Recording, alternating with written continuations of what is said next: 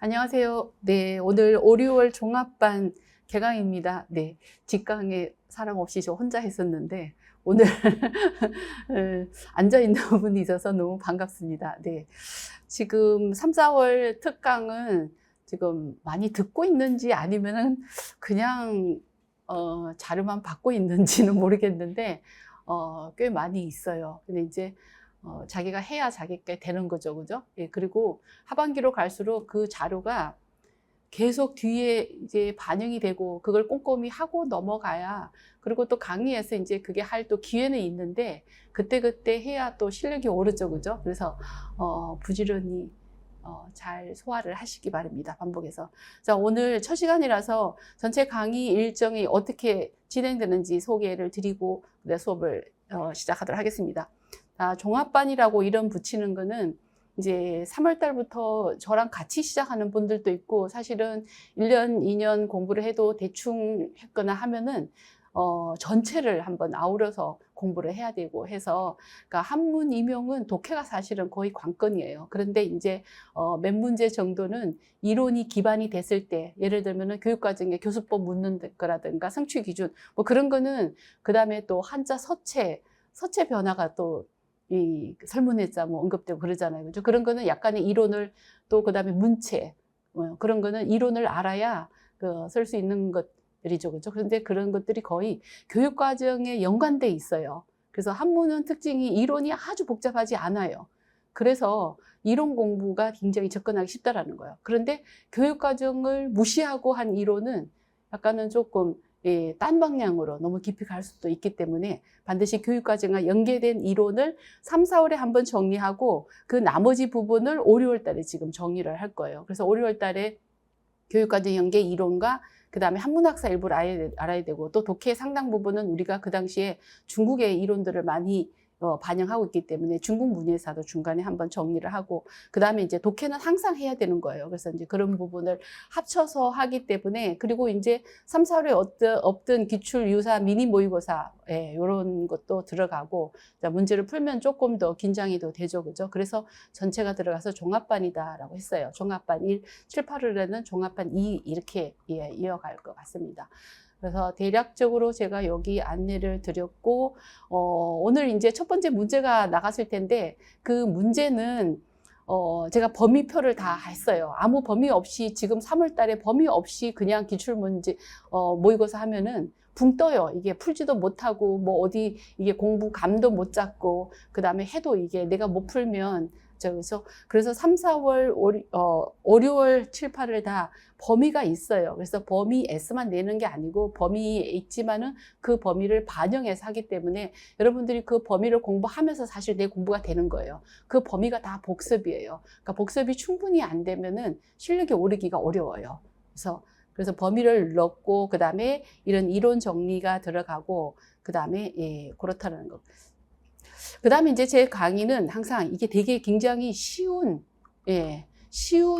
말과 상세한 자료, 뭐 그런 게 특징이에요. 그래서 여러분들이 자료를, 어떤 분은 자료만 다운받는다 그러더라고요.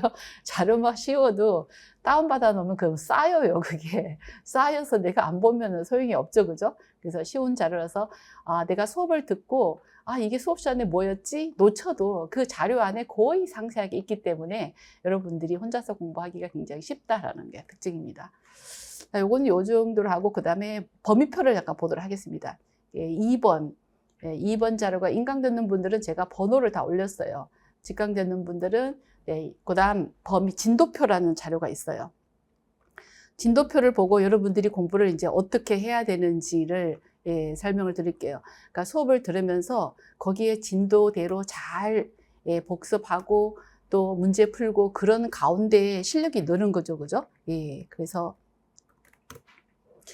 여기 진도표를 보면은 이제 오늘 모의고사가 미니 모의고사라 그랬죠. 그죠? 그러니까 모의고사가 6문제에서 8문제 뭐 그 정도로 이렇게 왔다 갔다 할 거예요. 그러면은 이제 오늘 한번 보세요. 여기 모의고사 범위라는 게 있고 본시 수업 내용이라는 게 있죠. 그죠? 모의고사 범위에는 자, 노노 5월 10일 첫째 주에 노노에서 반영이 되고, 그 다음에 기출은, 우리가 기출 요거는 3, 4월 달에 강의 다 했던 거예요. 그래서 3, 4월 자료를 열심히 본 선생님들은 복습을 더 열심히 다지라는 의미로 여기 범위를 넣은 거예요. 그래서 2025 기출 A형을 복습을 반드시 하라는 거예요. 그러면 여기 안에는 노노 맹자 다 포함되는 거예요. 그 다음에 다음 주에는 뭐예요? 노노에서, 그러니까 물론 이게 노노가 진짜 막연해요. 이거는 뭐 맨땅에 헤딩하던 식으로 바다에서 바늘찾기 식으로 이 노노가 어마어마한데 여기 노노라 그래놨죠, 그죠? 그래서 이 노노에서 어쨌거나 문제가 제가 여기 반영을 한다는 뜻이에요. 그러면 이런 거는 내가 못 봤다 그러면은 내가 한번 풀어보는 거예요. 그리고 이제 노노 맹자는 제가 스터디 공부를 했는데 아마 이제 제가 이제 이 한문 강의가 이름이 나지 않다 보니까 제가 사실은 시험 대비하는 데는 아주 왕이에요. 시험 대비해서 이 단기 합격자 내는 거로는 제가 왕이에요, 사실은. 근데 아직 이 한문 강의 알려지지 않아서 여러분들이 아직 이게 뭔가 하고 관망을 하는 것 같은데 빨리 시작을 하세요. 예. 그래서 이제 스터디에서 공지를 했는데 이제 오늘 한 분이라도 시작을 할 거예요. 다음 주부터. 그러면은 노노 맹자는 그러니까 주요 한글을 제가 뽑아서 다음 주부터 하고 그다음에 직강의 스터디 하기가 더 좋죠. 그죠? 물론 인강을 문의하는 분들이 있었어요. 인강은 혼자서 하기가 좀 애매해요. 그래서 한 서너 명이라도 되면은 제가 수업은 이제 그 스터디 할 때는 노노 맹자만 하는 게 아니라 오늘 수업에서는 다음 주에 오늘 수업한 내용에 대해서 제가 한번 물어볼 거예요. 그리고 다음 주부터는 오늘 수업 내용에 대해서 단어와 독해 테스트가 나갈 거예요. 확인 테스트가. 그래서 여러분들이 모의고사 준비도 해야 되지만 오늘 수업한 데 대해서 반드시 복습을 해야 돼요. 그 오늘 수업한 내용에 대해서 모든 내용에 대해서 제가 다음 주에 테스트가 나갈 거예요. 그럼 그 테스트에는 단어 문제도 있고 오늘 뭐 이론 문제도 있고 그다음에 오늘 한 독해 문제도 있고 그렇게 해서 테스트는 문제가 많이 나가진 않을 거예요. 모의고사 또 있으니까 모의고사 다음 주에 보려면 어차피 여러분들이 오늘 본 이 모의고사는 이 모의고사 범위에 본시 수업이 오늘 했으면은 이 수업까지 다 포함이 돼요, 여러분들이. 그래서 수업한 내용을 수업을 이어오려고 하는 분들은 복습하지 않을 수가 없어요. 반드시 복습을 하고 그 다음 주에 그리고 스터디에서도 그걸 확인을 할 거예요. 혼자 문제 풀으라고 그러면 갖고 와서 또 자료 쌓아두잖아요. 그죠? 예, 그래서 그렇게만 해도 실력이 올라요. 그렇게만 복습하면은 글자가 나중에 보여요. 예, 안 하면 안 보이는 거죠. 그죠? 예, 그래서 노노 맹자는 그렇게 스터디에서 하게 된다라는 거. 그 다음에 이제 다른 뭐 고문진보 안의 작품이라든가 시소설 작품은 또 이게 강독이 충분히 알지 않으면은 기출에 모의고사에 다루고 7, 8할 때 또 이렇게 독해 강독을 계속 이어갈 거예요. 그 다음에 이제 본시 수업에서는 여러분들이 모의고사를 수업 시간에 푸는데 그 시간 잡아먹으면은 그게 또 한 20, 30분 걸리잖아요. 그래서 수업 전에 아니면 직강 되는 분들은 한 일찍 와서 예, 그렇게 한번 좀 풀어본다라든가 아직 뭐 혼자 푸는데 술술술 풀리지 않죠, 그죠? 예, 일단은 이렇게 낑낑거리면서 자꾸 풀어보면서 그런 과정의 실력이 느는 거니까. 그래서 수업 시간에는 일단 모의고사 해설을 하고 그 다음에 이론을 자료 나갔어요. 그거 한 50분 하고 모의고사 해설하고 그 다음에 기출을 우리가 기출을 노노맹자는 여러분 3, 4월 특강 때 2011에서 2025까지 15개 연도가 특강에 있었어요. 그 다음에 전체로는 2022에서 2025까지 있었어요. 그러면은 기출 해설은 그 뒤로 밑으로 이어서 계속 이어갈 거예요. 그리고 오늘 한 이 자료들은 다음 주에 다 모의고사에 다 반영이 된다 이렇게 생각을 하시면 돼요. 예. 자, 그러면 이제 그거는 이제 그렇게 이해가 되시려고 하고 원래 이제 사람 수가 많으면은 제가 이제 모의고사 문제를 미리 제공을 하는데 막 한 5, 60명 되고 그러면은 일일이 뭐 이메일로 보내기 어려워요. 그래서 이제 여러분 인강 사이트에 그거를 우리 반을 다시 오픈을 하게 되는데 지금은 그렇게 많지를 않으니까 제가 메일로 보내드리는데 그 자료는 유출은 하지 않도록 하기 바랍니다. 그래서 막 떠들고 그러면은 그게 뭐 대단한 자료라기보다는 뭐 대단한 자료일 수는 있죠, 그죠? 이제 그게 여기저기 떠돌면은 그게 조금 바람직한 건 아니죠. 그죠? 그래서 그것만 주의하시기 바랍니다. 그리고 이제 어느 시점에 필요하면은 그냥 사이트에서 다운받는 걸로 그렇게, 만들 수도 있습니다. 자, 그래서 OT는 요 정도로 하고, 그 다음에 이제, 밴드를 개설을 했어요. 그래서 이제 밴드에 자주자주 이제 글을 올릴 수가 있고, 여러분들이 또 뭐 저랑 이렇게 대화를 하고 싶다. 그러면은 밴드 채팅이라든가, 밴드 채팅이 조금 더 접근성이 좋죠. 그죠? 예, 카페, 네이버 카페에 장영희 이명 한문이라고 개설이 돼 있어요. 뭐 거기는 이제 전체 오픈이 돼 있으니까 그냥 큼직큼직한 것만 제가 올려요. 그래서 그런 것도 예, 참고하시기 바랍니다. 그래서 OT는 요 정도로 하겠습니다. 예. 자, 그다음에 이어서는 여러분들 자료 중에서 교육과정의 이론 정리라는 요 자료가 있어요. 그래서 우리가 3, 4월 달에 여러분 요런 뷰사 자료가 있었을 텐데 그거랑 이어지는 건데 거기에서 교육과정 연계 이론을 다 다루지는 못했어요. 그래서 거기 빠진 부분, 교수법이라든가 뭐 그런 거, 그 다음에 또 서체 이런 거, 또 한자, 또 조자 원리 같은 거, 뭐 상령, 지사, 뭐 그런 게 많이 나오진 않은데 한 문제 정도 나오잖아요. 그죠? 그러니까 그래도 전반기 때 한번 이론을 익히고 가는 게 좋을 것 같습니다. 그래서 이제 여기 그런 부분을 쭉 다루고, 그래서 교육과정이, 여러분들 교육과정을 이해해야 되는 게 작년 2025 문제까지는 우리가 지금 올해 시험 본 거를 2025 문제다 이렇게 말해요. 그럼 여러분들이 준비하는 거는 2026 문제 대비예요. 그거는 2026년도에 교단에 선다라는 뜻이에요. 그러면 2025에서는 지금 교육과정이 2022 개정 교육과정이 개정 교육과정. 그러니까 이게 교육과정이라는 거는 임용을 뭐 여러분 해본 선생님들은 교육과정이 뭔지 알 텐데, 교육과정이라는 거는 우리나라 초중고등학교에서 전체 전 국민의 수요에 맞춰서 교육부가 뭐를 배워야 될지, 어떤 목표를 지향해서 가르쳐야 될지 그 전체를 바꾸는 거예요. 방향을 틀어놓는 거예요. 그러면 한문 교육에서 예를 들면은 우리가 인터넷 시대에 도래하지 않았을 때는 인터넷을 중요시하지 않았어요. 인터넷에서는 전국의 학생들이 인터넷을 알아야 되잖아요. 그러면 그런 것들이 방향을 교육과정에 반영하는 거예요. 논술이 중요할 때는 논술을 또 초중고 수업에 넣어야 되고, 지금은 뭐가 중요하냐면은 애들이 거의 없거나 한 집에 한 명이에요. 그러니까 협동학습이 굉장히 중요해요. 그래서 모든 수업에 협동학습을 다 넣어놨어요. 모든 교과에. 뭐 국어, 뭐 사회, 과학, 그렇게 전체 국가적인 국가 교육의 방향을 이제 필요에 따라서 이렇게 바꿔요. 뭐 10년, 15년 단위로. 그게 교육 과정이에요.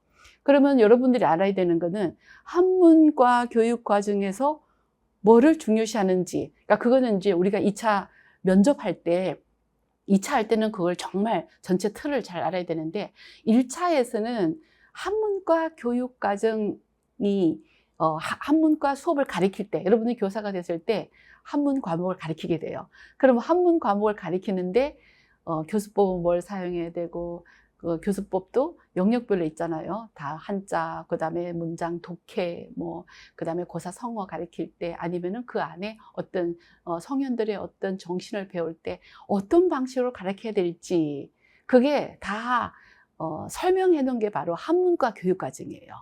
그러면 그 부분에서 시험에 나오는 게 뭐냐? 그 안에서 예를 들면 고사성을 배우는데 이러이러는 방법을 배웠다. 그럼 이 고사성의 수업에서 교수법이 뭔지 쓰시오. 아니면은 성어를 배우는 데는 성취 기준이 뭐냐?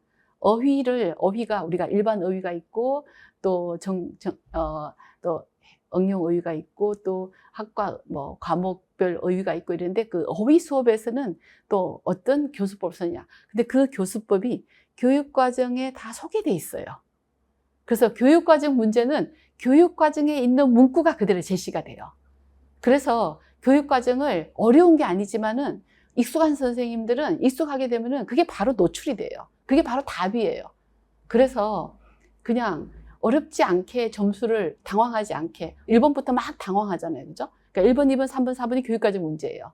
그래서 요거는 나중에 우리가 7, 8월 달은 갈로치기 문제를 또 다룰 거예요. 그러니까 주요 핵심 키워드, 갈로치기. 그래서 교육과정은 갈로뚫기를 가지고 공부를 한다라든가, 갈로뚫기 문제로 스터디를 한다라든가, 그게 굉장히 좋아요. 왜냐면 그 말이 그 말 같거든요. 그래서 그러면 지금은 우리가 교육과정이 2022년 때 발표한 게 2022 교육과정이에요. 2015년도에 한번 그 전에 발표했어요. 그럼 이건 2015 기존 교육과정이에요.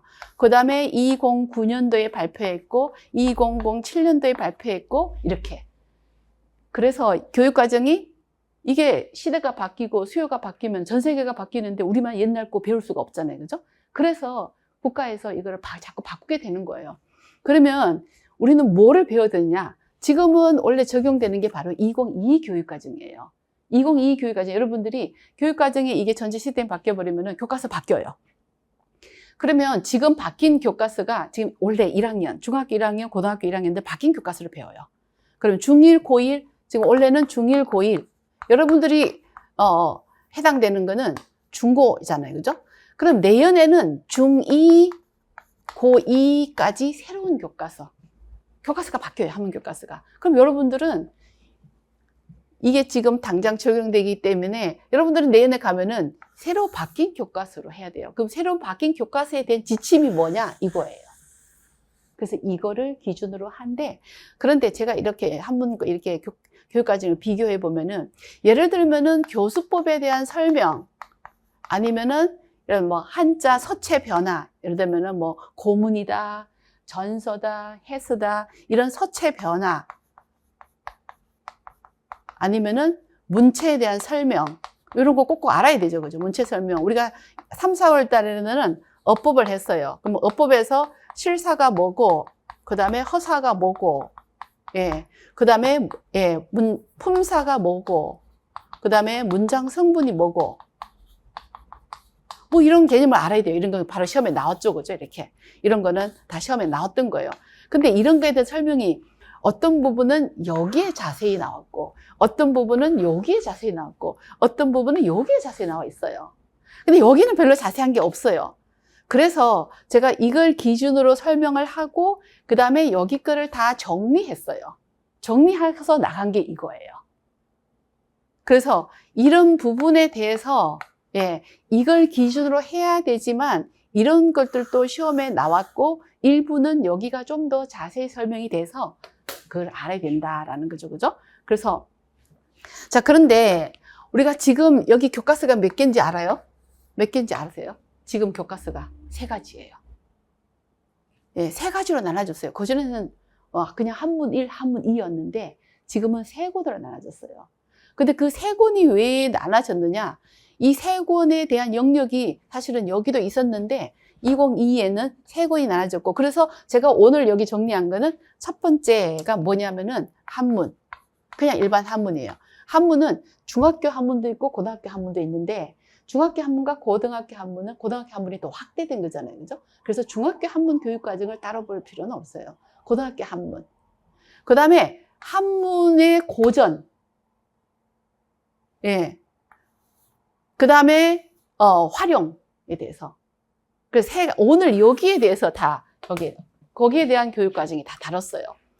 그래서 여기 앞부분은 이 전체 개요 부분하고, 그 다음에 이 한문에 대해서 지침서, 한문에 대한 지침서를 다루면서 이거를 다 해당 부분을 설명했어요. 다음 주에는 요거, 그 다음 주에는 요거, 이렇게 다루게 될 텐데, 여기는 전체 개요 부분이에요. 여기 앞에는 뭐냐면은, 제가 3, 4월 달에는 이런 걸 다뤘어요. 3, 4월하고 중복되지 않기 때문에 3, 4월 자료를 수시로 활용을 해야 돼요. 3, 4월에 여러분 보면은 단어편에 단어 종류, 단어 짜임, 품사 종류, 어휘 유형, 상용 한자 쓰임, 어순과 도치, 문장 성분, 문장 구조, 문장 유형, 수사법, 그 다음에 한문, 산문, 문체, 이거 3, 4월에 그 자료 안에 다 있어요. 예. 한시의 형식과.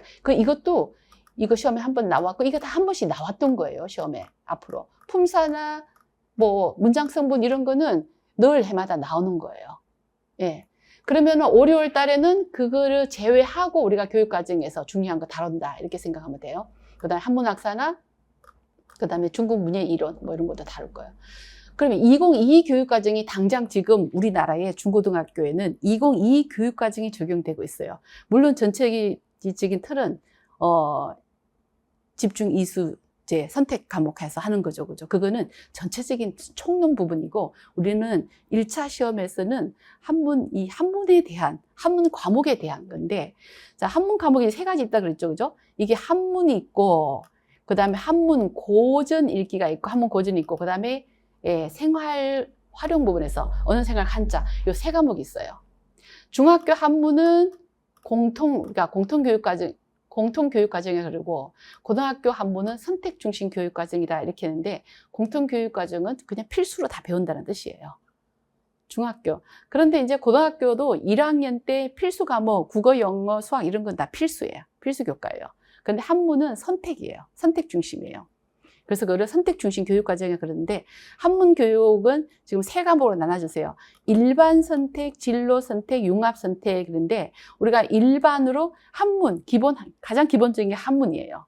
그 다음에 이제 한문 고전은 예를 들어서 국문과 갈래들은 아마 지금 선택해서 수업을 듣잖아요. 그죠? 학점제로 됐잖아요. 고등학교 수업이. 그러면은 이제 국문과 갈래들은 진로 선택으로 한문 고전을 들으라 이렇게 권할 수도 있죠. 그죠? 그 다음에 융합 선택은 우리가 모든 생활에 쓰이는 언어의 한자 언어, 이런 것들, 실용 한자, 이런 걸 다뤘어요. 그래서 교과목이 3과목이다. 3개다. 그래서 한문 고전 읽기, 언어생활과 한자. 그래서 오늘은 한문이라는 교과에 대한 지침을 오늘 중요한 거 다 다뤘다. 이렇게 생각하면 돼요. 그래서 일반 선택, 진로 선택, 이걸 융합 선택으로 나눴고. 그럼 고등학교에서는, 선택 과목, 공통 과목은, 이 전문 교과 같은 경우는 뭐, 우리가 옛날에 실업계 그런 거죠. 그죠? 그 다음에 이제 인문계, 과학고등학교나 이런 데는 보통 교과인데, 공통 과목은 국영수 이런 거. 선택 과목에서 일반 선택, 진로 선택, 융합 선택 이렇게 나눠놨다. 그 다음에 이제 고등학교 생활은 창체 활동이 있죠. 그죠? 자율자치, 동아리 활동. 뭐 이런 거는 우리가 2차 면접 준비할 때는 이런 전체적인 총론 부분을 알아야 되는데, 이건 간단하게 이렇게 이해를 합니다. 그 다음에 이제, 제가 금방 칠판에서 언급했는데, 2025년대는 지금 교과서가 바뀐 게 중1, 고1, 초등학교 3, 4학년. 그 다음에 내년에는 중2, 고2, 초등학교 5, 6학년까지 교과서가 다 바뀌고, 27년대는 중3, 고3. 그러니까 물론 이제 어떤 학교는 고2 때 한문을 가르치는 학교가 있고, 어떤 학교는 고1 때 가르치는 학교가 있고, 그렇죠. 그죠? 그래서 이제 뭐 그런 거에 따라서 원래는 옛날 교과서를 쓰는 학교도 있고, 새로 바뀐 교과서를 쓰는 학교도 있고, 약간 혼재 상태인데, 앞으로 나아가는 방향은 2022이고, 출제위원들도 그거를 지침을 갖고 들어가요. 그래서 2022 교육과정을 알아야 된다. 그래서 여기 나왔던 거, 요거는 이제 앞에 나왔던 설명 부분이고. 자, 그러면은 우리가 한문이라는 교과에 대해서 일반 선택 과목 3가지 교과목 중에 한문에 대해서 다룰 거예요. 우리가 교육과정을 여러분이 한 번도 펼쳐보지 않았을 수도 있어요. 교육과정만 딱 펼쳐보면은, 처음에 보면은 그냥 좀 따분해요. 그 말이 그 말 같고. 그래서 저는 여기서 그냥 중요한 부분만 끌어내서 설명을 하는 거예요. 그런데 그거를 한번 전체를 훑어볼 필요는 있어요. 그래서 그거는 다음 주에 한번 프린트해서 나눠드릴게요. 2022 교육과정. 그래서 교육과정 딱 펼치면 처음에는 성격과 목표가 나와요. 한문 과목에 대한 성격 목표. 그 다음에는 이번에는 내용, 성격 목표 이 설명들은 저기에 다 뺐어요. 그 다음에 2번 내용 체계와 성취 기준이 나와요. 내용 체계. 그리고 한문이라는 교과의 내용 체계는 어떻게 돼 있냐 그런 거예요. 한자와 어휘 부분이 있고, 자, 교육과정을 볼 때는 큰 제목들을 잘 봐야 돼요. 큰 제목들을 보면은 틀을 먼저 넣어야 이게 이해가 돼요.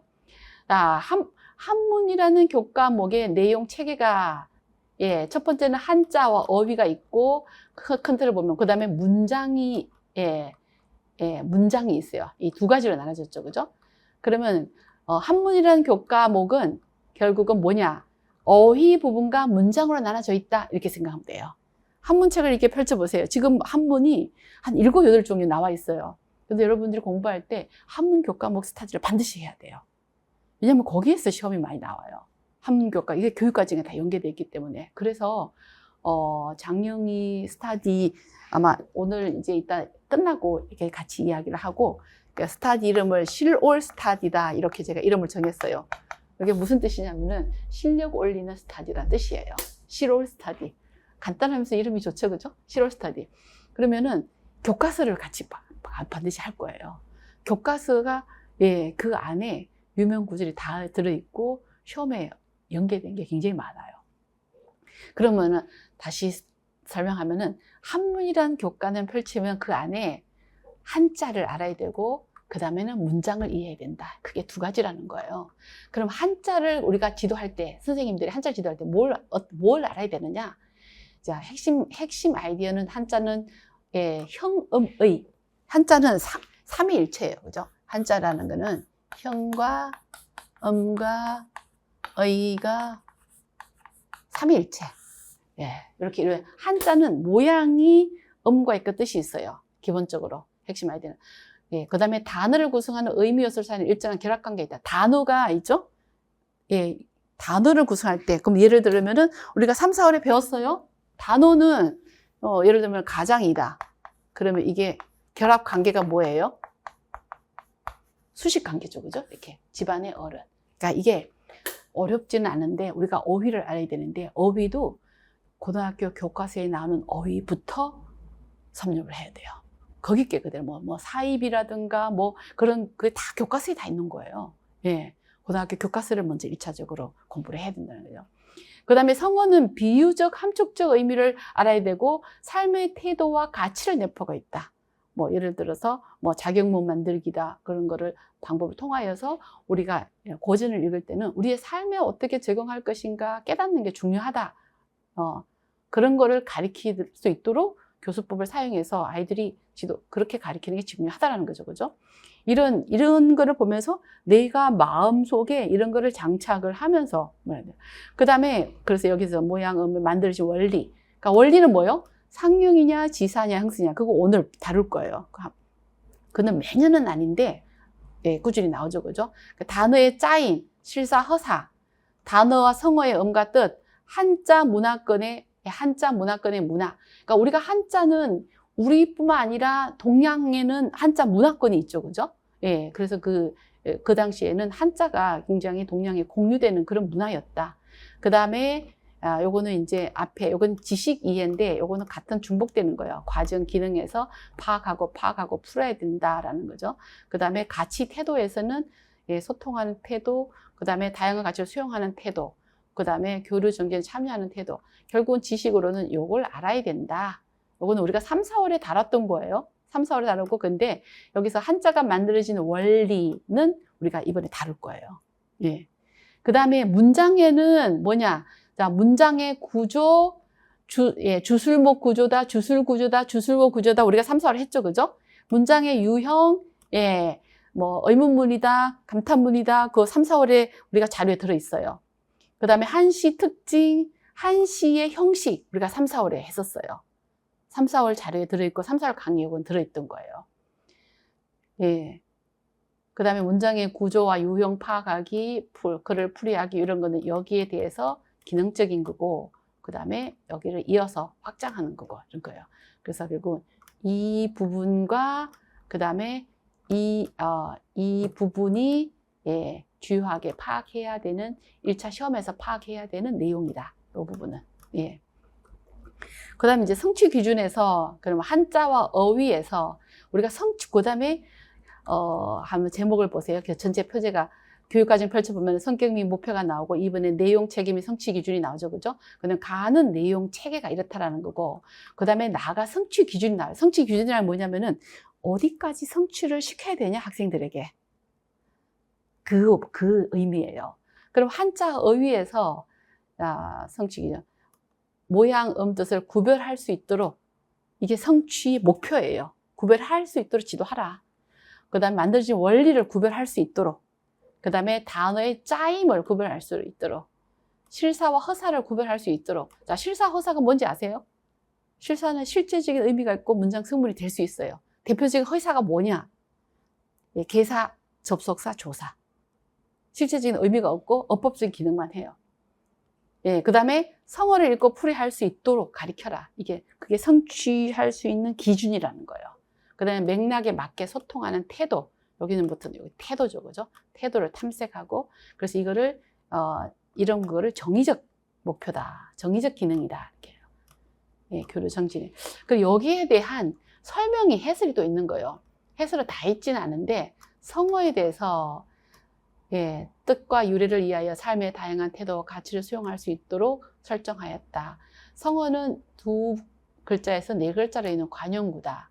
고사성어의 경우 성어가 이루어진 배경이나 속뜻을 학습하면서 등장인물의 삶의 방식과 태도를 엿볼 수 있다. 이를 통해 학습자는 삶의 다양한 문제에 대해 생각하고 자신의 태도와 가치를 성찰할 뿐만 아니라 타인의 가치를 존중하는 마음을 가질 수 있다. 교육과정을 다 읽어봐야 되는 게 시험에 이런 구절들이 막 인용이 돼요. 여기 있는 이런 구절들이. 성어는 어떠한 거다. 이렇게. 그 다음에 성취기준 적용 시 고려사항, 주로 여기 성어의 부분이죠. 그죠? 성어 부분은, 학습자들이 간접 경험에서 얻은 지혜를 바탕으로 자신만의 기준과 가치를 정립해서 삶에서 마주하는 문제를 대처할 수 있도록 하는 것이 중요하다. 성어를 이해만 하는 게 아니라 우리가 가치 기준을 정립하여서 내 삶에서 적용할 수 있도록 해라. 그 말이죠. 그죠? 그 다음에 한자 문화권에 대해서 이해해야 되는데, 간지나 성명, 풍속, 의식주 이런 문화권에 속한 국가의 문화를 이해하고 존중할 수 있도록 해야 된다. 그래서 성어에 대해서, 그 다음에 문장에 대해서는 문장 구조, 유형, 구별 뭐 이런 것들은 그죠? 성취 기준에서 보면은 여기서 성취 기준 여기 보면은 한시에 대해서 아분, 시체, 대우 뭐 이런 거는 이제 우리가 3, 4월 달에 다뤘어요.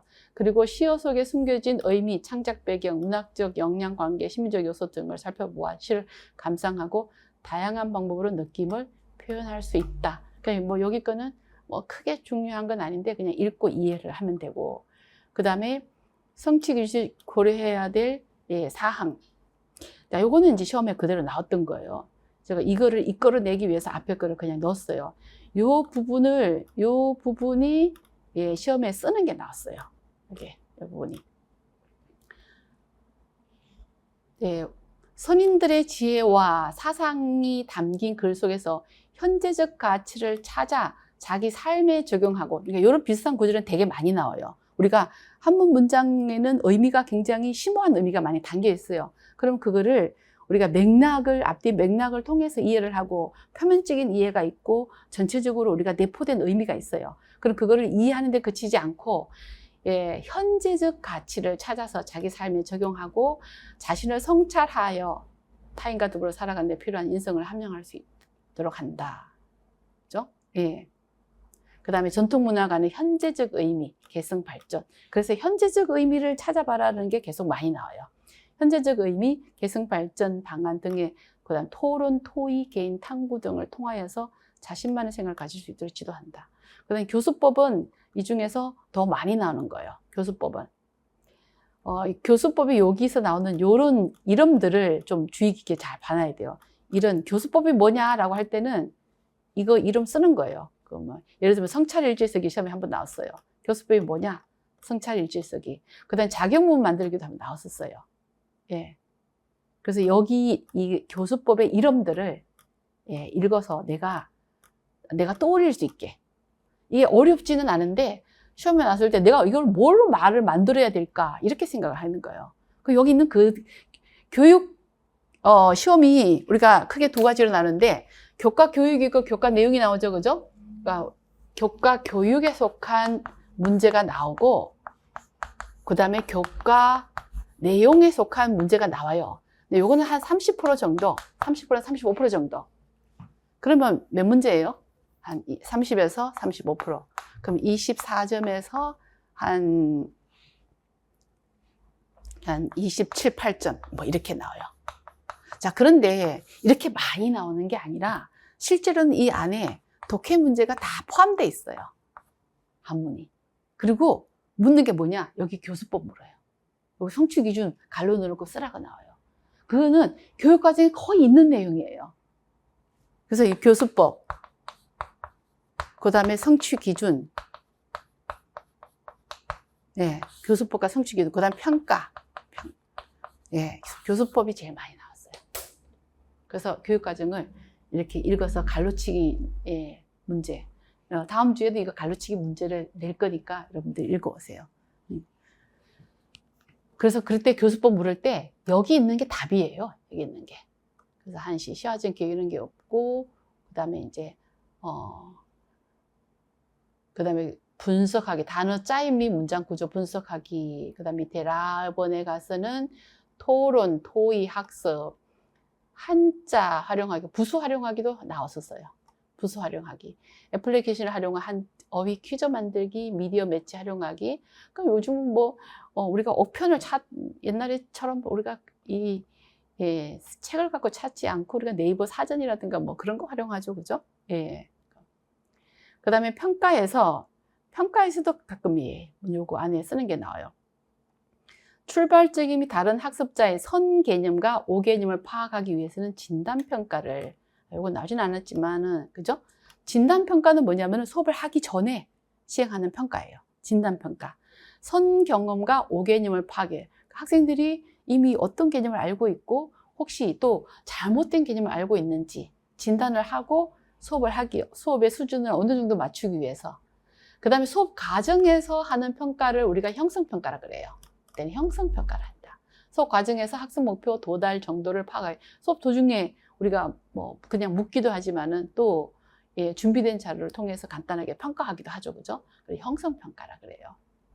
예를 들어서 한문학습의 정도가 상이한 학습자의 수준을 파악하기 위해 수업 전에는 진단평가를 실시하고, 그 다음 개인별 성취 기준의 차이를 확인할 그 결과 개별 맞춤 수업에 정할 수 있다. 그러면 개인별로 수업 때 우리가 개별 파악이 굉장히 중요해요. 요즘은 아이들도 많지도 않지만 개성이 너무 강하죠, 그죠? 그러면은 선생님이 학생들과 계속 소통을 하면서 아이들의 개별 수준과 취향, 그 다음에 흥미 이런 걸 알아서 개별 맞춤 수업을 가끔 할 수 있도록, 수업에 하는 이 평가들은 그렇게 수업에 활용할 수 있어야 된다. 그 다음에 성취 수준과 요구를 반영하여 선택형, 서답형의 지필평가와 토의, 토론, 관찰, 면담, 구술, 포트폴리오, 요즘 포트폴리오 평가를 많이 하죠, 그죠? 프로젝트 등의 수행평가를 적절히 활용한다. 그 다음에 프로젝트를 활용하여 성어의 뜻과 유래 조사하기 뭐 이런 거는 지도안이 그대로 이제 시험에 많이 노출이 돼요. 성어의 뜻과 유래 조사하기를 평가하는 경우 학습자 스스로 성어와 유래의 그 뜻, 그러니까 성어는 항상 그 뜻과 속뜻이 있어요. 그 뜻과 속뜻을 조사하여는 프로젝트 수업을 진행하고 그 전체 과정을 수행평가로 활용할 수 있다. 활동 과정에서 학습자가 얻은 성어에 대한 지식은 지필평가를 활용하여 확인할 수 있다. 먼저 이제 이거를 찬찬히 읽으면서 이해를 하면서 읽으면은 나중에 이런 용어들을 외우기가 쉬워요. 그 다음에 학습자가 자신의 학습 과정과 결과를 스스로 평가할 때 자기평가, 동료평가도 시험에 나왔어요. 아마 오늘 문제 해설에 오늘 기출에 달 거예요. 자기평가. 그러니까 요즘은 자기평가도 많이 해요. 아이들이 스스로가 평가를 해보라는 거예요. 그 다음에 친구끼리 서로 짝끼리 한번 해보는 거예요. 그런 건 동료평가라 그래요. 평가 결과의 객관성과 신뢰성을 높이기 위해 옛날에는 교사가 일방적인 평가를 다 했는데 지금은 그렇지 않다라는 거예요. 팀 수업을 조별 수업 많이 하고 자기평가, 동료평가 한다. 그 다음에 자기평가, 동료평가 활용하여 성어를 통한 삶의 다양한 태도와 가치를 평가하는 경우 주제에 대한 토론, 토의 토론 수업을 진행하고, 그 다음에 상호 관찰 내용을 보고서로 작성하게 하여 평가 자료를 활용할 수 있다. 그 다음 학습자의 인지적 능력, 인지적이다, 정의적이다라는 말은 뭐 시험에 나오진 않았지만 우리가 교육과정을 하다 보면 말이 나와요. 인지적 능력, 정의적 능력, 인지적 능력은 우리가 인지하는 거, 우리가 지식으로 배우는 거. 정의적 능력이라는 거는 적극적인 태도라든가 뭐 그런 거 있죠, 그죠? 그거는 정의적 능력이에요. 거기에 대한 정의적 능력 평가도 필요하다. 균형 있게 이루어질 수 있도록 하되, 정의적 능력에 대한 평가는 학습자의 성장과 변화를 지속적으로, 지금은 우리가 자유학기제가 있죠, 그죠? 여러분 중학교 가면은 자유학기제는 선생님들이 지필평가를 하지 않아요. 그때는 뭐요? 관찰을 해야 돼요. 아이들이 변화가 어떻게 변화가 있는지를 늘 기록을 해야 돼요, 선생님들이. 그 한 학기 말에 그거 평가할 때 기록 안 해놓으면 평가 못 해요. 어떻게 변화되는가를 평가를 해줘야 되기 때문에 관찰과 기록이 필요하다. 그리고 때로는 면담을 해야 된다, 지금은. 그 다음에 관찰이나 면담을 통하여 스님들의 지혜를 통한 인성 함량을 평가하는 경우 학습자의 면담으로 어떤 현재적 가치와 실천 방법을, 그러니까 우리가 그 정신을 이해할 때는 반드시 현재적 가치와 실천 방법을 찾아야 돼요. 수업을 할 때는. 그냥 그거를 읽고 이해하고 외우는데 그치는 건 예, 수업의 다가 아니다라는 거죠. 그죠? 현재적 가치와 실천 방법. 그 다음에 인성 함량 단기적 유례적인 평가가 불가능한 정의적 요소이므로 성장과 변화를 지속적으로 관찰하는 것이 바람직하다. 네, 그 다음에 서논술 평가를 활용할 수도 있다. 한문 독해 능력을 효과적으로 기르기 위해서는. 그죠? 예, 그 다음에, 자신의 언어로 글을 쓰고 풀이하는 과정을 교사가 관찰하여 평가할 수 있고 적극적인 피드백을 제공한다. 그 다음에 포트폴리오와 프로젝트 평가. 예. 한자 문화권의 언어미 주제로 중국어, 일본어 교과와 융합 프로젝트 진행 과정을 순차적으로 정리한 포트폴리오로 평가를 할 수 있다. 요즘은 또 융합을 중시하잖아요. 그죠? 그래서 중국어, 일본어 같이 한자를 공유하는 문화권이잖아요. 그래서 같이 이렇게 융합 수업을 할 수도 있다. 그다음 포트폴리오 평가 자료를 활용할 수 있다. 그 다음에 디지털 도구를 요즘은 많이 활용하죠. 그죠? 교사는 반드시 디지털 교구를 사용해야 돼요. 왜냐하면은 요즘 아이들은 디지털 시대예요. 아이들이 거기에 익숙해 있기 때문에 그런 것들을 교사가 잘 활용할 수 있어야 되죠. 그죠? 예, 뭐 이런 자료는 너무 많아요, 요새. 예, 학업자가 한자에 대한 정보를 스스로 탐색하는 과정, 예, 오류, 수정, 개선할 수 있도록 피드백함으로써 예, 평가가 배움으로 완료될 수 있다. 그래서 내용이 이게 거기서 거기 같은데 이 용어들을 이해하면서 필요 용어들을 익혀야 돼요. 예. 거기는 이제 2022 교육과정에 한문에 있는 내용이 여긴 별거 없죠, 그죠? 그런데 같은 글을 2015 계정과 20009를 제가 정리를 했어요. 여기에 보면은 이제 이런 게 나와 있어요. 한자의 짜임. 한자의 짜임. 근데 한자의 짜임인데 한자의 구성 원리예요. 구성 원리를 알아야 되는데 2022 교육과정 구성 원리가 설명이 안 돼. 여기 한문 교육과정에는 설명이 안 돼 있어요. 예, 그래서 이거는 우리가 시험에 나왔고 또 알아야 되는 내용이잖아요. 그죠? 구성 원리는 그래서 2015 교육과정과 2009 교육과정에서 필요한 부분을 제가 뽑아내서 정리했다 그랬잖아요. 그죠? 2007은 내용이 너무 없더라고요. 그래서 여기서 이제 한자의 구성 원리를 이해하는데 한자의 구성 원리는 우리가 전부 6가지예요.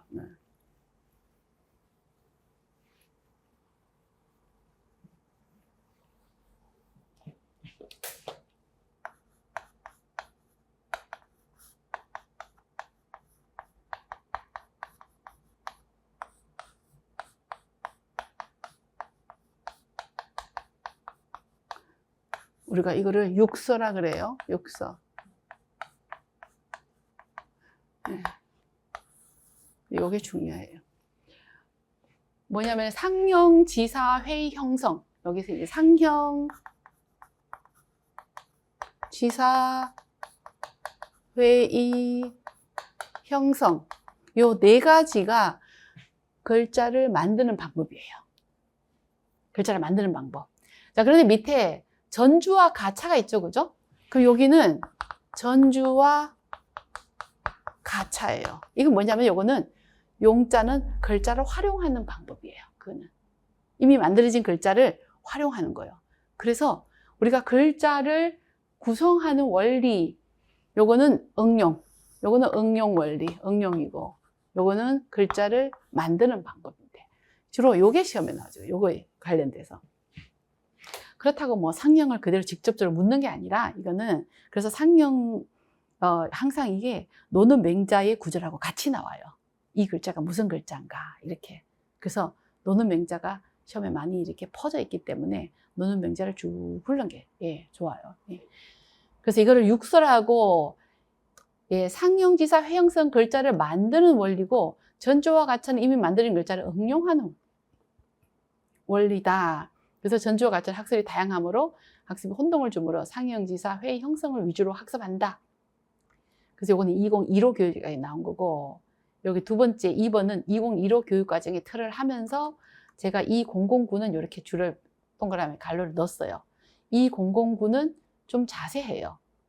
이제 여기 설명은 2009고 요거는 제가 따로 요런 그림들은 요런 예시들은 따로 제가 정리한 거예요. 제가 넣은 거예요. 그러면 각각에 대해서 설명을 보도록 할게요. 이 상형은 구체적인 사물을 본따서요. 그래서 상형에 속하는 글자들은 구체적인 게 많아요. 구체적이다. 그러니까 상형은 말 그대로 형상을 본땄다는 뜻이에요. 그래서 상형자와 지사자는 더불어 가장 기본이 되는 글자.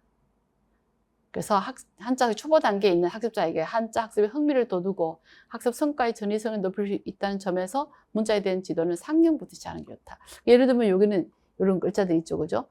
그러니까 요렇게 뭐 돼 있고, 그 다음에 또 뭐 산 그림이 이렇게 돼 있는 경우도 있어요. 이렇게 산이다 이런 그림이죠, 그죠? 그러니까 이런 그림들은 우리가 글자에 우리가 예를 들어서 반듯하게 쓴다, 이렇게 반듯하게 쓰는 서체는 해서예요. 해서체예요. 해서체.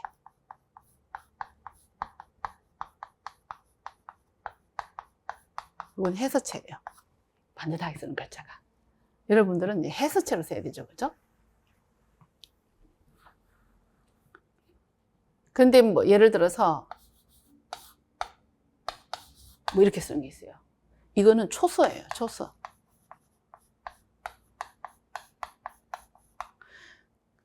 이거는 아주 반듯하게 쓰는 거. 반듯하다. 이거는 흘림체. 요 중간이 행서예요.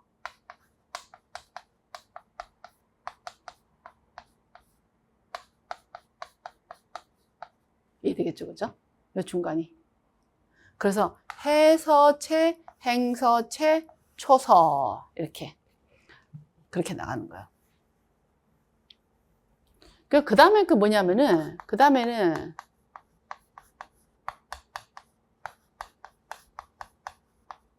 전서가 있어요.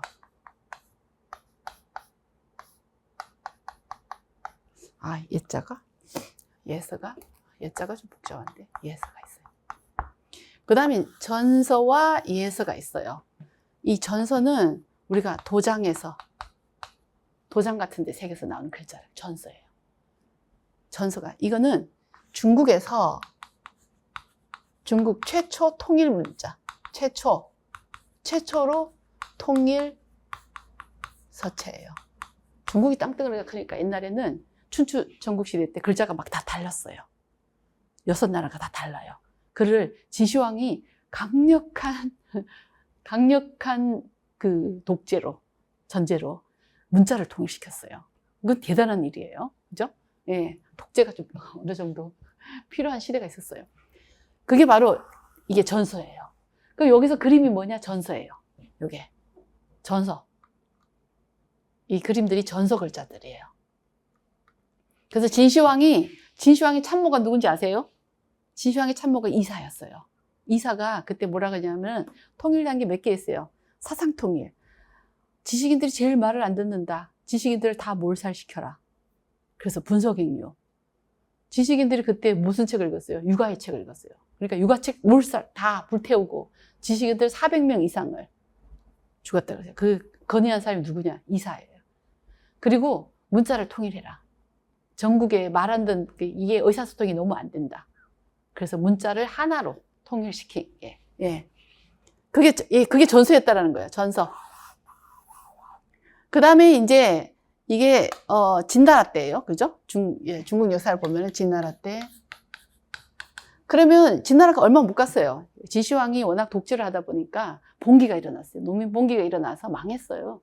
그러고 나서 이제 항우도 나오고 뭐 유방도 나오고 막 그러죠, 그죠? 그래서 이제 한나라가 이제 세워졌어요. 요거는 한나라 때. 그래서 중국의 한나라는 대단해요. 중국 사람들이 이거 한을 좋아해요. 왜냐하면은 한나라가 거의 전한 후 한 400년이에요.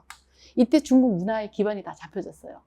이때 바로 공자 사상을 최고 이념으로 잡았어요. 그래서 공자 사상이 여기 이제 확실히 뿌리가 잡혔어요. 이때는 공자 사상을 다 죽였어요. 그런데 여기서 그냥 공자 사상으로 나라를 다스려야 된다. 그냥 책을 다 뒤져갖고 다 찾아갖고 다 정리했어요. 다시 정리해가지고 그래서 이 경리란 말이 바로 여기서부터 나왔어요. 예, 공자와 관련되는 책을 다 경이라고 그랬어요. 서경, 예경, 뭐 시경 다 경자를 붙였어요. 그래서 여기서부터 육아 사상이 이제 중국 문화의 기반을 잡게 돼요. 400년. 그런데 이제 한나라 말기 오면 이제 조조 그런 사람들이 나오죠, 그죠? 삼국으로 나눠지죠, 그죠? 그 이후로 이때 이제 예서였고, 그다음에 이런 서체들도 이때 거의 만들어졌어요. 예, 이런 서체들이. 근데 이 해서가 청나라 때까지, 그러니까 중국의 총국이 제일 중화민국 전에 청나라 때까지 이게 오랫동안 써져졌고, 그 다음에 나중에는 중화인민공화국 시대에는 간차체가 생겼어요. 너무 어렵다. 그걸 획수가 너무 많다. 간차체. 너무 많다. 그래서 이 시대는 이렇게 썼다면은 여기 와서 이렇게 간차체다. 이렇게 바뀌었죠, 그죠? 이게 그렇게 바뀌었습니다. 그래서 여기서 그럼 이게 상형은 이렇게 모양을 본따서 이렇게 이런 식으로 만들어졌다. 이걸 뭐 다 외울 필요는 없어요, 여러분. 이렇게 보면 대충 그림이 비슷하다. 이런 건 상형이다. 근데 이제 기출을 먼저 뭐가 나오는지 이해를 하고, 그 다음에 이제 교과서 여러분들이 한문 교과서에 보면 이런 원리 설명이 되어 있어요. 거기 있는 예시를 먼저 보는 게 좋아요. 예. 자, 그 다음에 교과서에 있는 예시들이 뭐 이렇게 중복되는 게 많죠.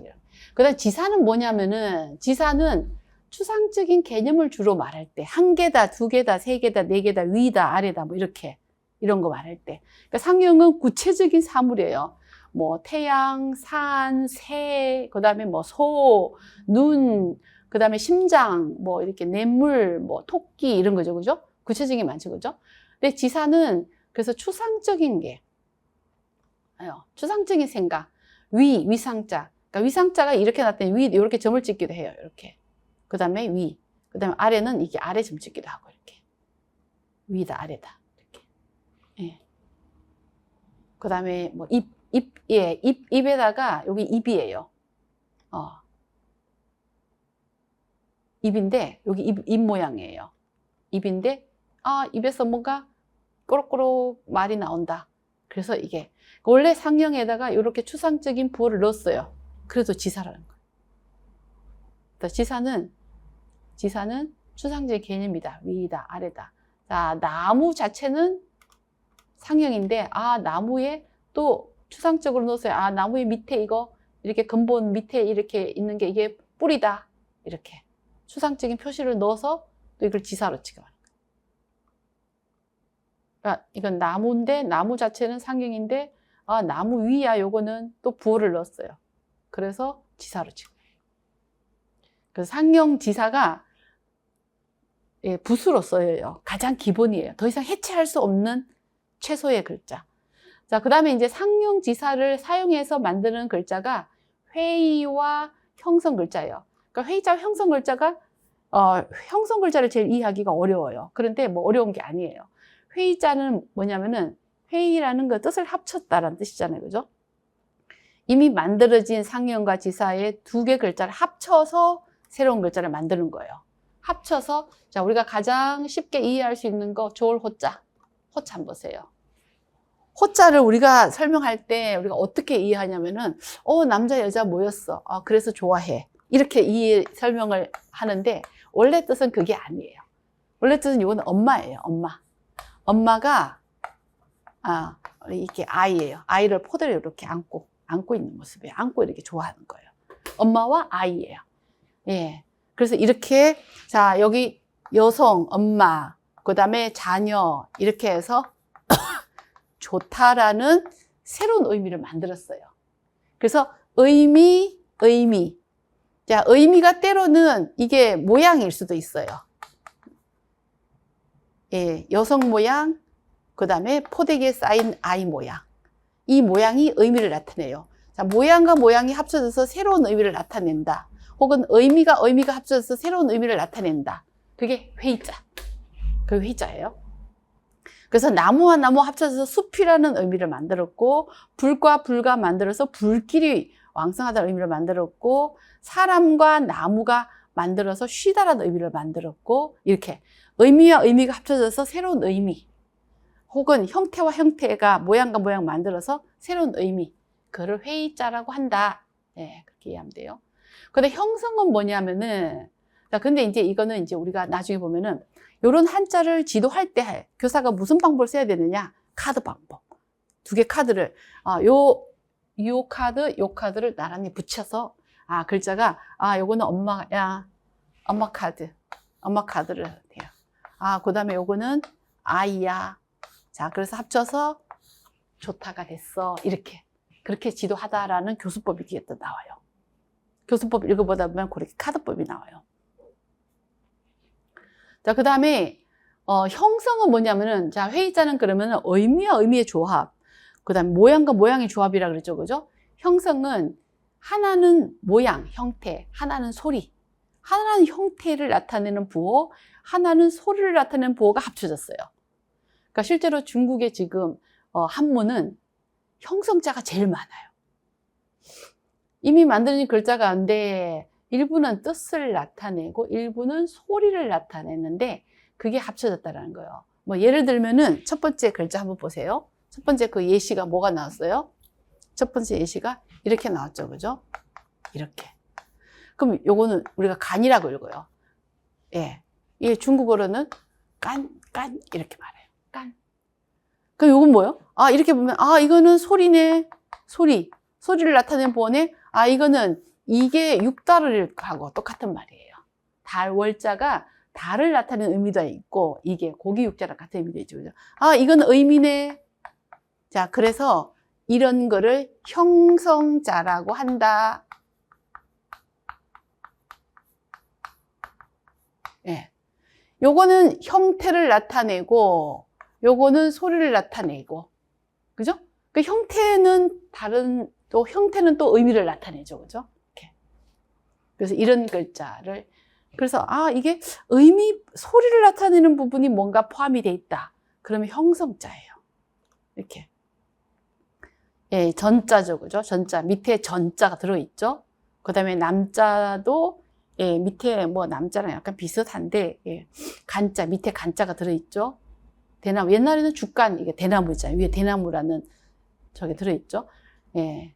번민도, 이 번민은 마음으로 하잖아요. 그죠? 요거는 의미고, 요거는 문이죠. 그죠? 문 닫고 고민하는 거예요. 문 안에서 고민하는 거예요. 예. 근데 요거는 이제 소리예요. 민. 그죠? 예. 요거는 의미.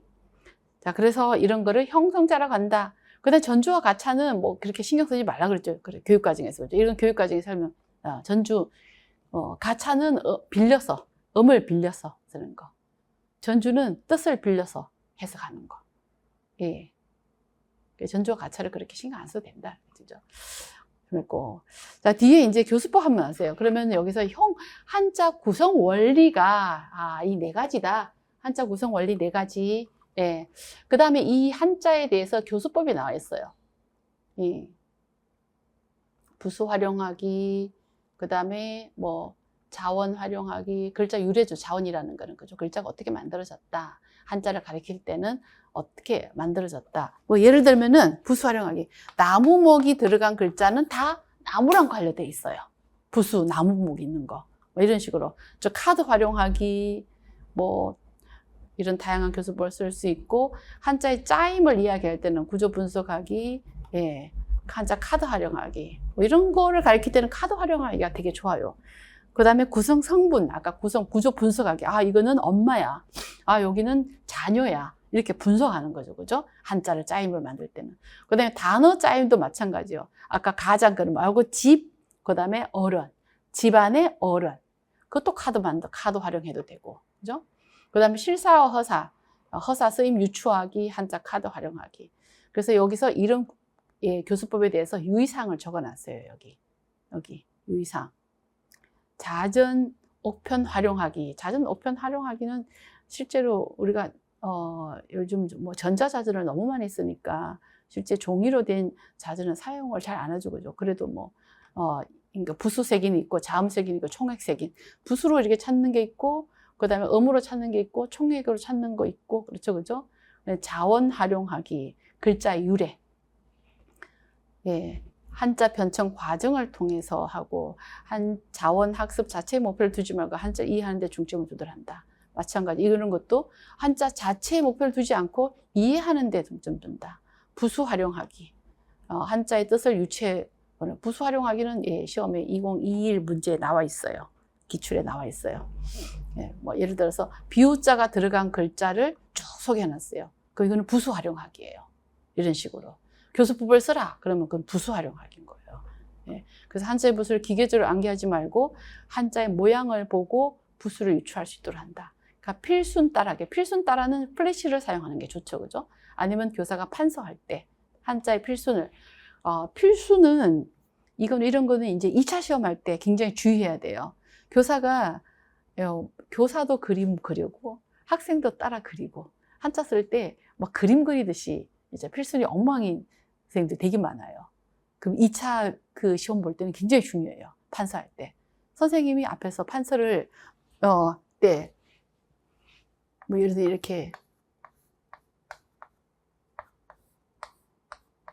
이렇게 쓰는데 선생님이 이상하게 뭐 여기부터 그리고 또 여기 하고 이렇게 해버리면은 애들이 점수가 확 깎이죠. 그죠? 면접 볼 때. 그래서 만약에 이게 자신 없으면은 2차 공부할 때 자꾸 핵순 찾아가지고 필순 찾아서 내가 습관을 들이는 게 좋아요. 2차 시험 볼 때 그거 갑자기 안 돼요. 그거 판서하는데. 적당히 판서를 해야 되는데 앞에 가면 당황하죠. 그죠? 갑자기 글자 안 나와요. 시험 볼 때 이거 획순이 어쩌더라? 이거부터 쓸까? 이거부터 쓸까? 근데 그 획순이 되게 웃기는 게 우리나라 20년 전 획순하고 지금 다르고 또 중국 사람들 쓰는 한자 획순과 우리나라 획순이 또 달라요. 그래서 그렇게 다른 거는 내지 않는데 일반적으로 우리가 쓰는 거 그런 건 우리가 맞춰줘야 되는 거예요. 플래시나 아니면 교사가 판서로서 필순 따라 하기를 한다. 그 다음 구조 분석하기. 한자의 짜임을 글자 짜임이 어떻게 됐다. 몇 한자가 있다. 나무목이 있다. 뭐 이렇게 분석할 수 있죠. 그죠? 그 다음에 공통적으로 포함되는 한자의 구성 성분. 그러니까 요게 들어가는 공통으로 포함되어 있는 글자를 여러 개 한자 한꺼번에 익힐 수 있는 방법도 있다. 공통으로 들어가 있는 거. 단어 구조 분석하기. 단어를 형성하는 구조 분석한다. 집안의 어른, 뭐, 그런 것처럼, 그죠? 그 다음에 비교 분석, 또 어휘 만들기, 제시된 한자를 활용하여 다양한 짜임의 어휘를 만들어 볼 수도 있다. 허사 쓰임을 유추하기도 있고, 한자 카드 활용하기. 한자 카드 활용하기에서 여기서 이제 구체적으로 카드를 어떻게 할 것인지를 설명해 놨어요. 한자의 모양, 뜻을 익혀야 돼요. 그죠? 그러면은, 예를 들면은, 이게, 한쪽에는, 뒤에는 놔두고, 앞에는 그림하고 뜻만 내준다. 이게 뭘까? 무슨 글자일까? 한번 음을 맞춰봐. 한다라든가, 그죠? 그렇게 카드를 쓸 수 있는 거죠. 한자가 적힌 카드를 보여주고, 음과 뜻을 말하거나 써보도록. 반대로, 한자의 음과 뜻이 적힌 카드를 보고, 음과 뜻이 있는 걸 보고, 이거를 한번 써봐라든가. 이렇게 카드를 수업 시간에 이제 활용할 수 있다. 그러니까 수업 시간에 교사가 도구를 다양하게 사용해야 돼요. 그 다음에 한자의 짜임을 할 때는 아까 짜임은 있죠. 이게 두 개 카드. 요 카드 되거나 아니면은 요 글자 쓰고 그 다음에 요 글자 써서 조합해서 이런 글자를 만들어서 그래서 이게 요거는 뜻이야. 맞아. 우리 신체의 일부분이야. 그런데 그러면은 신체 일부분과 관련되는 글자야. 그런데 요게 들어갔어. 그럼 요거는 소리를 나타내. 그럼 요걸 어떻게 읽을까? 맞아. 간이야. 이렇게. 그런 식으로 이제 글자를 가리키라는 뜻이죠. 그죠?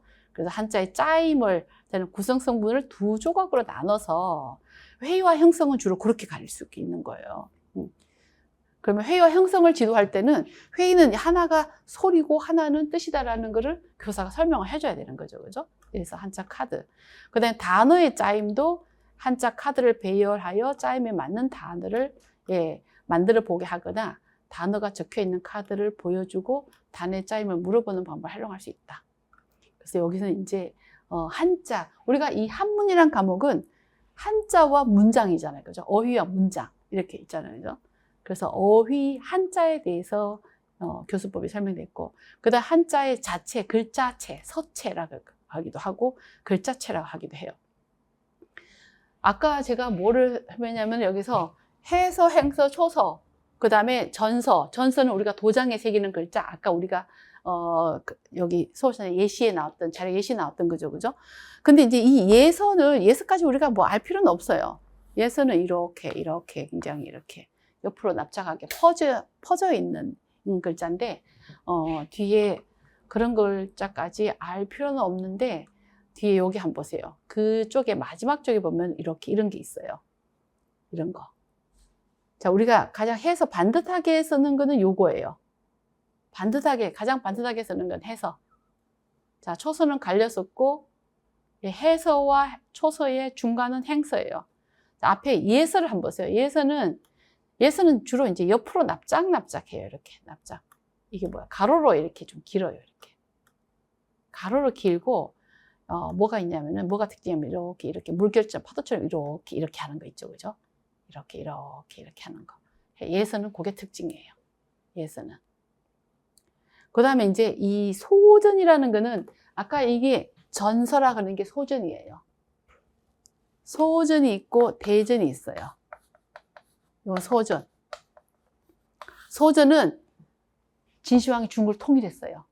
통일한 후에 진나라가 사용한 통일 문자가 소전. 이거는 통일 전에 춘추 전국시대 때 진나라가 썼던 거. 대전. 예, 그래서 소전, 대전 이랬는데 그냥 전문이다 그러면 소전을 말하는 거예요. 소전은 이렇게 생겼죠, 그죠? 소전은. 그 다음에 앞에 각골문과 근문이 있어요. 우리가 시험에 나올 때, 각골문에서는 이렇게 그림이고, 근문에서는 이렇고, 소전은 이렇고, 때로는 해서는 이렇다. 이렇게 그런 말이 언급이 돼요. 그렇지만 각골문을 써라, 선문을 써라, 소전은 그렇게는 안 나와요. 그래서 깊이 있게는 몰라도 되는데, 대충, 이게, 글자가, 한자가 이렇게 변화됐구나. 그런데 우리가 지금의 해서의 모양이 한번 보세요. 이게 해서죠? 해서 모양이 언제 만들어졌냐면은 예서 한나라 때 만들어졌어요, 이미. 한나라 때 글자체가 지금 우리 한문까지 이어지는 거예요. 한나라 때. 그런데 중국은 이 글자를 뒤바꿔 버렸죠, 그죠? 간자체로. 그 중국어로 말하자면은 대만은 이걸 써요, 그대로. 정자를. 대만은 그 사람들은 중화민국이다, 이렇게 생각해요. 중국은 아니다, 중화민국 이제 역사에 사라졌다. 중화인민공화국을 만들었다. 그래서 자기네들은 모든 거를 다 이제 바꿨어요. 간자체로 쓰죠, 그죠? 그 다음에 이제 각골문과 근문은 중국의 최초의 한자, 남겨진 한자는 각골문이에요. 그래서 그거는 이해만 하면 돼요. 여러분, 이게 외울 필요는 없고. 자, 글자체 변화 한번 보도록 하겠습니다. 자, 최초의 한자 각골문. 앞으로 12쪽으로 다시 돌아와서. 각골은 뭐냐면은, 이 골은 뼈죠, 그죠? 어디 뼈냐? 거북이 뼈나 아니면 소뼈. 옛날에는 이제 주술이 발달했어요. 나라에 뭐가 있으면 이게 점을 쳐보는 거예요. 그 점괘를 거북이 뼈다귀에 새겼다 그래요. 두 가지 설이 있어요. 하나는 거북이 뼈다귀가 깨지는 걸 보고 점을 쳤다라는 설이 있고, 거북이 뼈에 새겼다라는 설도 있고, 어쨌거나 거북이 뼈에 새겨진 글자예요. 이게 주로 거북이 뼈 아니면 소뼈. 그래서 거북이 뼈나 동물 뼈, 소뼈에 칼로 넣었다. 점친 거를, 점괘를. 그래서 갑골문은 점괘에 해당하는 글자만 있고, 그 다음에 칼로 새겼다. 갑골은. 그래서 뾰족뾰족한 글자들이 많아요. 점과 관련된 글자. 이건 아직 해독이 다 안 됐어요. 갑골문은. 아주 오래전에 은나라 때, 상나라 때 만들어졌어. 갑골문이다. 갑골문은 여기 한번 보세요. 갑골문 여기 한번 보세요. 이제 13쪽 제일 마지막 쪽에 한번 보세요. 그림 같은 게 많아요. 그림이 여기 복잡해요. 그리고 한 글자가 막 몇 개 그림으로 막 있어요. 또 몇 개 글자가 막 합쳐진 것도 있어요. 비슷한 것도 있지만. 예, 그런 게 최초의 글자가 갑골문이고 그림 같은 글자가 더 많다. 그 다음에 갑골문에서 조금 나간 게 근문. 이거는 이제 청동기에 새겨진 문자. 청동기에 새겨졌다 그랬어요.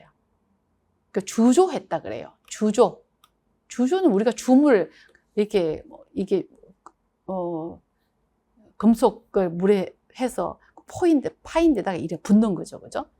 주조했다. 그래서 청동기에 새겨서 이거를 뭐 종정문이라고 한다. 그러니까 청동기에 새겼는데 옛날에 청동기를 동을 금이라 그랬대요. 그래서 금이라 그런 거예요.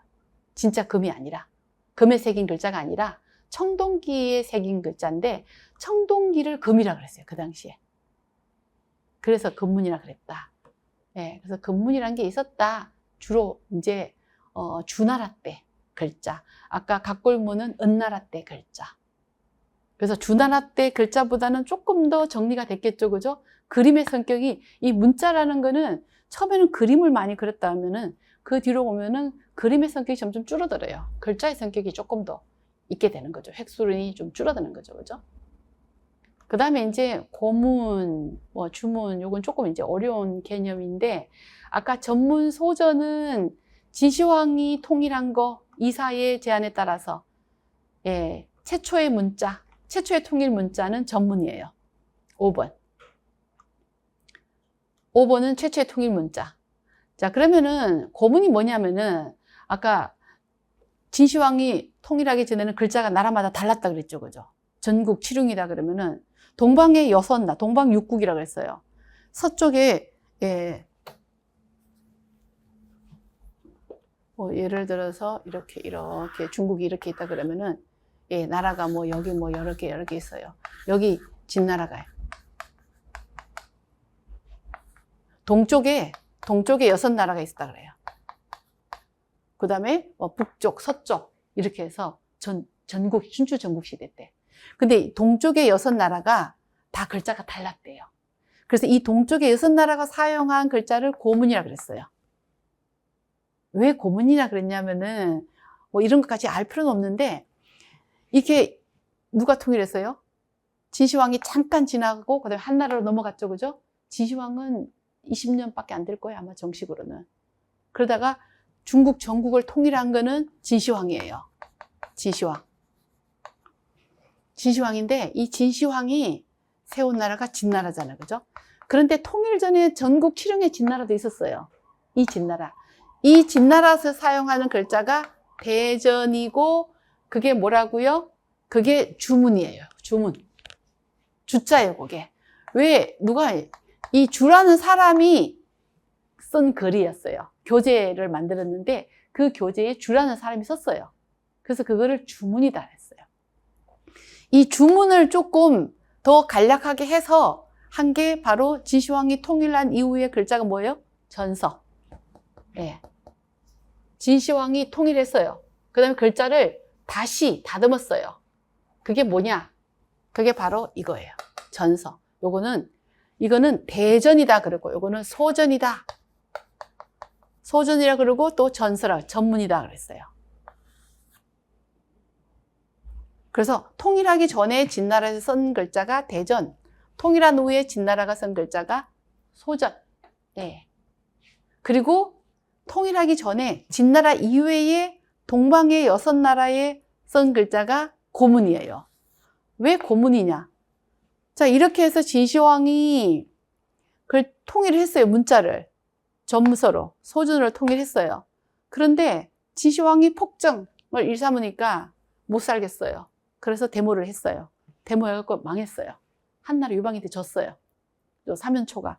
여기서 이제 항우가 나와가지고, 이제, 여기 이제 각각이 다 흩어지죠. 그죠? 그럼 초나라에 항우가 제일 전쟁을 잘했어요. 항우가 나왔는데 유방이랑 붙었어요. 그런데 항우가 고집이 너무 세요. 유방한테 졌어요. 그죠?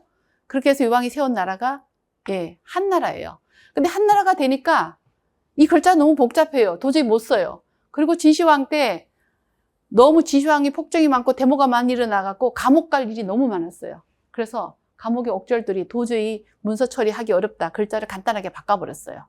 글자를 이것보다 간단하게 바꾼 게 예서예요. 예서가 이게 간체차인데 예서예요. 근데 이 예서를 이 당시에 예서로, 그 다음에 공자사상을 또 다시 다 정리해야 돼요. 그래서 예서로 공자사상을 정리했어요. 이 예서를 가지고 건문이다라고 불렀어요. 그 당시에. 그래서 건문이라 불렀는데, 그런데 이때 쓰던, 예, 이전에 여기서 쓰던 책들이 막 발굴이 돼요. 발굴이 되는 거 보니까 이때 쓰던 글자들은 이거랑 다른 거예요. 그래서 이때 사람들이 그거를 그냥 고문이라고 불러버린 거예요. 그때. 한나라 때 사람들이 자기네들 쓰는 예서는 건문이다. 그 전에 쓰는 거는 고문이다 이렇게 불러버려서 그러니까 고문이 된 거예요.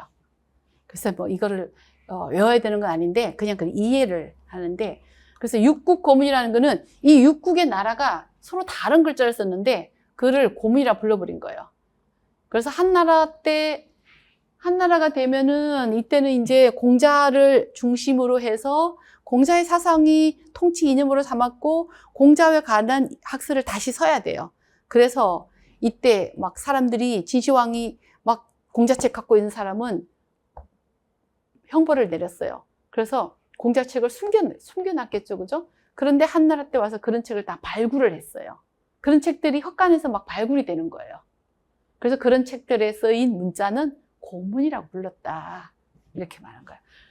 자, 그래서 공자의 옛 집을 허물다가 벽 사이에 꼈던 이런 공자와 관련된 책들을 다 발견하고 그런 책들을 다 경전으로 떠받쳤어요. 진시황 때 책을 금지하는 명령을 피해서 감춰두었던 책들이 이때 발굴이 됐는데 그런 책들을 쓰인 문자들을 고문이라고 했다. 그 다음 주문은 아까 통일 전에 여기 진나라 때, 그죠? 진나라에 썼는데 진나라 때에 이 주라는 사람이 교재를 만들었는데 여기 쓰인 서체가 주문이라고 했다. 이거를 대전이라고 나중에 불렀다. 아마 이거 뭐 한 번 이렇게 봐서 이해는 되는데 금방 이렇게 기억은 하기는 어려울 거예요. 그래서 다시 보면서 대충 이걸 쓰라고는 나오지 않으니까 이제 그냥 이게 뭐 건문이라는 게 있었고 고문이라는 게 있을 게 제일 최초에 갑골문이 있었다. 오늘 기출을 보면은 이제 이런 식으로 언급이 됐구나라고 하면은 내가 공부 방향을 어느 정도 깊이 있게 어느 정도 얕게 해야 될지 그거는 기출이 기준이에요. 기출을 보다 보면은 요 정도로 하면 되겠구나. 이거는 이 정도로 깊이 해야 되구나. 이거는 요 정도로 이해하면 되겠구나. 그게 나와요. 요건 이제 이해를 하면 되는 부분인데 이해도 이제 뭐 한 번 봐서 이해는 안 되죠. 그죠? 이런 부분은 좀 기출을 보면서 다시 한번 이해를 하면 돼요. 요 자료는 여기까지 하도록 하겠습니다. 그래서 잠시 후에 잠시 쉬었다가 이제 모의고사 해설을 하도록 하겠습니다. 네.